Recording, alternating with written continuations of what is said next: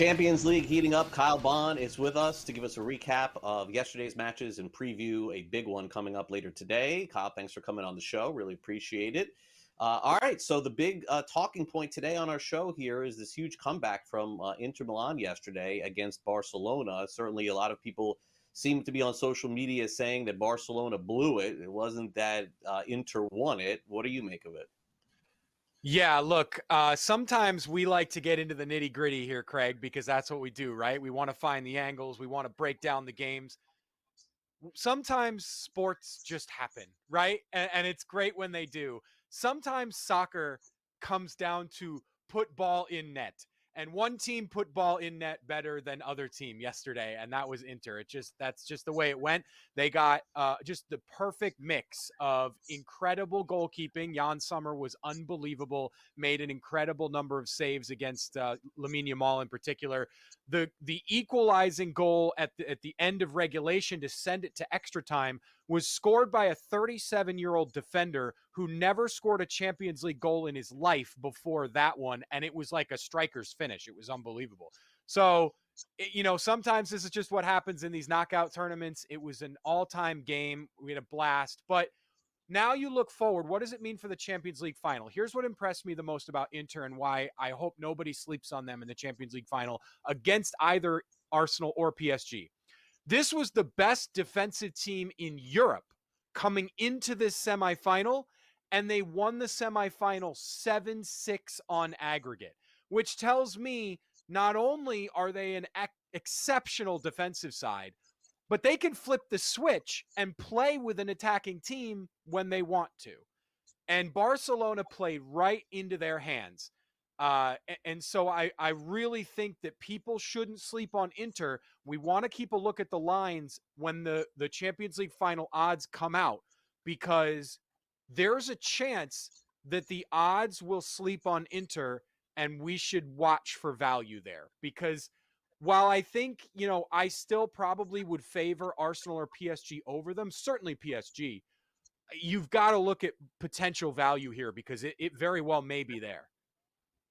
All right, so let's take a look closer at the match today between PSG and Arsenal. Now, certainly PSG with a little bit of an advantage, you would think, going into this one. There's certainly some familiarity, as we would say there as well. Right now, the match is supposed to begin at 3:00 Eastern. PSG is the favorite, plus 125. Also, a tie, as you see here, is plus 250. And if you go the other direction and take Arsenal, they are plus 210. So the odds makers are certainly telling us here this could come right down to the wire. Absolutely. And remember that these are odds for who will win this game in particular in 90 minutes, not necessarily who will advance, which is a completely different thing. But I think PSG still have to be favored to move on here, even though we saw what happened yesterday, right? Like anything can happen.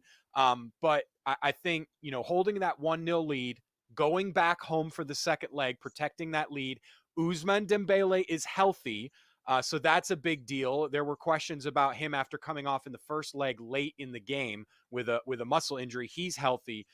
There's a few ways that I like to play this other than the result, because I could see either team winning this. I definitely lean towards PSG, especially with the plus odds coming away with another win in the 90 minutes. But I like Kvaratskhelia was all over Arsenal fullback Jurrien Timber in the beginning of the first leg.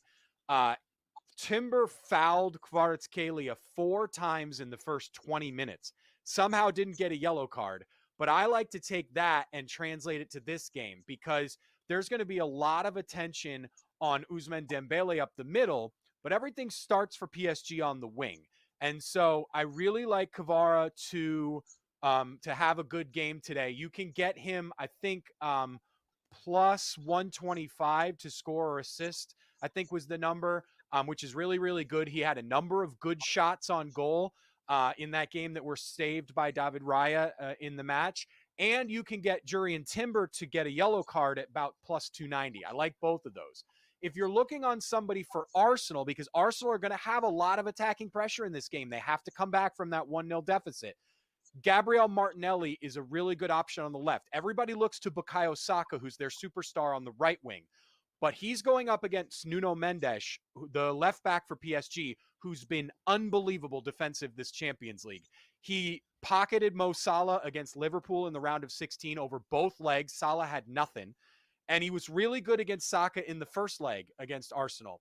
So I'm staying away from Bukayo Saka against a tough matchup defensively and looking to the other side. Martinelli had a number of shots and a number of good chances in the first leg. I like him 3+ shots at plus 200. That's a great number. All right, so now this weekend, Kyle is going to be leaving the States and headed to Barcelona to see this match between Barcelona and Real Madrid. It's called El Clasico on Mother's Day. Kyle, shame on you, man, leaving on Mother's Day. All right, fair enough. What I do you know. make of this? I got to go to the mother of all soccer games here, which is El Clasico. Yeah, all right. I'm very, very excited for it. It's going to be a blast, and the reason why I'm excited for it is there's a ton of meat on the bone for this game now from both sides. Right now that Barcelona are out of the Champions League, like we mentioned, this is the season for both teams, which should be really fun. Barcelona hold a 4-point lead at the top of the La Liga table. It's one of the only title races that's still kind of in doubt in Europe, and so this is it for both teams. If Barcelona can get a win or a draw, they're probably good the rest of the way. If Real Madrid can get an upset win, now it's a 1-point deficit and anything can happen over the last couple of matches. The big storyline to watch here is there's a number of reports that say that Carlo Ancelotti will leave Real Madrid at the end of this game, not the end of the season, but the end of this game, and join Brazil to be their national team manager. If Real Madrid win the game and make it just a 1-point deficit at the top of the table, and then Ancelotti leaves, what a mess that would be. So I'll be on hand in Barcelona. We'll see what happens. Kyle, enjoy your trip. We look forward to catching up with you when you get back. Thanks for coming on Newswire. Really appreciate it. Thanks, Craig. Appreciate it. Anytime.